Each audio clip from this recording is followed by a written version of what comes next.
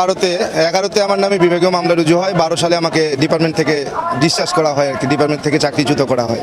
চাকরিতে জয়েন দিয়েছেন কত সালে? 2002 সালের 30 এপ্রিল। ইসলাম ধর্ম গ্রহণ করেছেন কত সালে? ইসলাম গ্রহণ করেছি 8 সালে।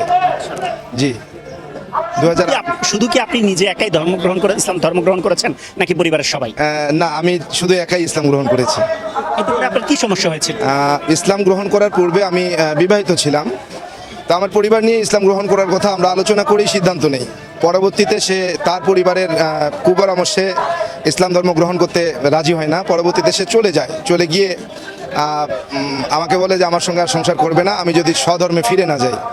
এই অবস্থায় দীর্ঘদিন আমি চাকরিও করি, সুনামের সহিত চাকরি করেছি। আমার জীবনে আমি কোনো পানিশমেন্ট পাইনি, পানিশমেন্ট নিতে হয়নি।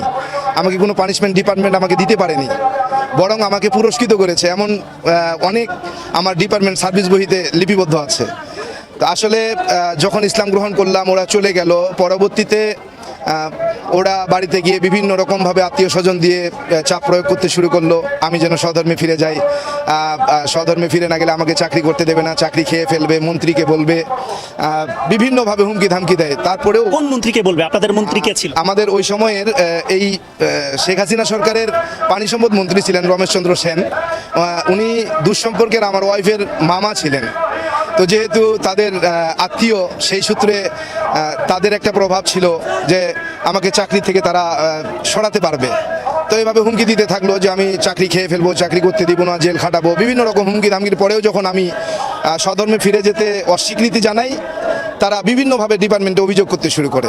এক পর্যায়ে পানি সম্পদ মন্ত্রীর প্ররোচনায় রোশানলে পড়ে তারা ডিপার্টমেন্টে নতুন নাটক সাজিয়ে আরেকজনকে স্ত্রী সাজিয়ে তারা নিয়ে আসে যে আমি আরেকজনকে বিয়ে করছি, অথচ তথ্য প্রমাণে, সাক্ষীতে, তদন্তে তার কোনো কাবিননামাও সে দেখাতে পারেনি এবং এটার কোনো সত্যতাও তারা দেখাতে পারেনি। তো বিনা কারণে তারা আমার নামে অভিযোগ করার পরে আমাকে সাসপেনশন করা হয়, আমাকে কৈফিয়ত তলব করা হয়। কৈফিয়ত তলবের পরে আমি যখন জবাব দিতে যাই, তদন্ত DI-1 ইলিয়াস ফকিরের উপরে পড়ে।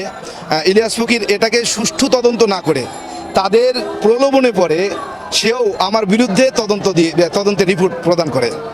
পরবর্তীতে আমার নামে বিভাগীয় মামলা রুজু হয়। 2011 সালে বিভাগীয় মামলা রুজু হয়। তো 11 সালে মামলা রুজু হলে এই বিভাগীয় মামলার তদন্ত ভারাবার কোর্ট ইন্সপেক্টর জালালউদ্দিনের উপরে ন্যস্ত করা হয়।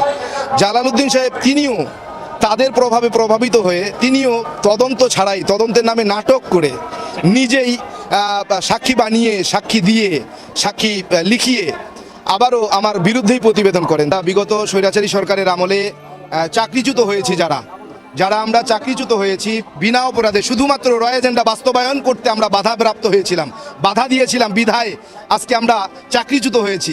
এই চাকরিতে নির্বাহী আদেশের মাধ্যমে আমরা যারা স্বৈরাচারী সরকারের আমলে যত ভাই বোন আমরা চাকরিচ্যুত হয়েছি, সবার নির্বাহী আদেশের মাধ্যমে চাকরিতে পুনর্বহালের জন্য আমরা এখানে একত্রিত হয়েছি, আজকে জমায়েত হয়েছি।